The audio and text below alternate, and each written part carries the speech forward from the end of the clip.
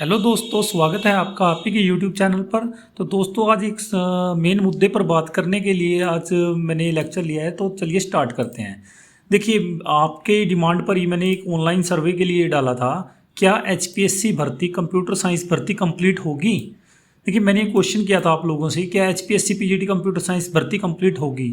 तो वो 146 लोगों ने इस पर वोट किया है। 146 लोगों ने एक दिन में वोट किया था, तो 54% लोगों ने कहा है यस ये हो सकती है। 54% कितना हो गया 146 का? लगभग 78 बच्चे कह रहे हैं कि 78-80 के लगभग बच्चे कह रहे हैं कि ये भर्ती कंप्लीट होगी। बट 31% लोग कह रहे हैं कि ये भर्ती होगी ही नहीं। भाई कौन है ये लोग 31% जो कह रहे हैं कि भर्ती होगी ही नहीं? क्या भाई आपने फॉर्म फिल नहीं किया, या आप भर्ती में शामिल होना ही नहीं चाहते? और 50-50 में 15% लोग ऐसे हैं जो अभी भी ये कह रहे हैं हो भी सकती है और नहीं भी हो सकती। देखिए भाई, संघर्ष तो देखो आपको करना ही पड़ेगा। मैं हर वीडियो में बोल रहा हूँ यार, आ जाओ आप लोग एक बार पंचकूला हो। आपके जो भी क्वेश्चन हैं डीएससी भी चलेंगे, एचपीएससी भी चलेंगे, तो आप लोग तो इसके लिए भी रेडी नहीं है। तो एक दोस्त ने मेरे को बोला फ़ोन करके भी, और कमेंट भी किए कईयों ने कि आप सर ये पूछिए कि एचपीएससी कौन कौन आ सकता है। तो देखिए, इस सर्वे में ये मैंने क्वेश्चन किया था, क्या आप एचपीएससी आ सकते हैं? तो 66 वोट्स आए हैं इस पर।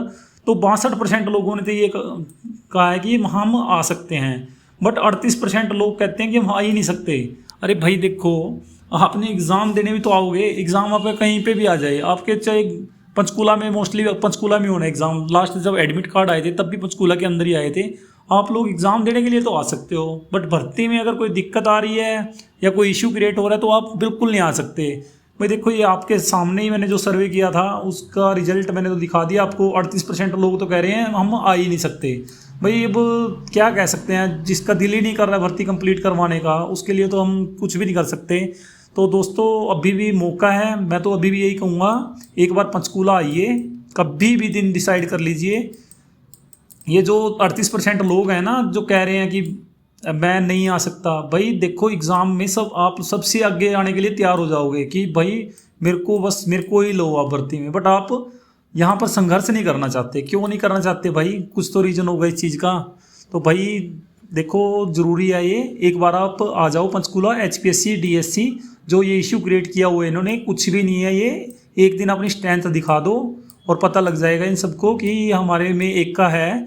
वैसे तो कंप्यूटर सीएससी वालों, देखो भाई, आप लोगों में बिल्कुल भी एकता है ही नहीं। मैं तो बिल्कुल क्लियर कह रहा हूँ, सीएससी वालों में बिल्कुल भी एकता नहीं है। अगर एकता होती तो ये भर्ती का कब का एग्ज़ाम कंडक्ट हो चुका होता।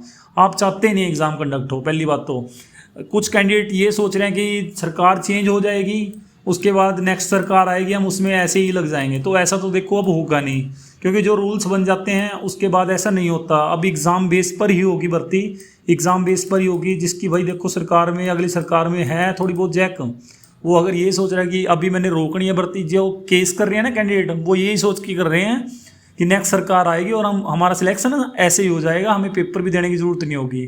तो भाई देखो, ये तो बाद की बातें हैं, सरकार चेंज होगी या नहीं होगी ये तो देखो बाद में डिपेंड करेगा। बट अभी जो करंटली चल रहा है तो उसमें तो आ जाओ आप लोग। अभी एक बार एचपीएससी और डीएससी आ जाओ एक बार, एक दिन पंचकूला।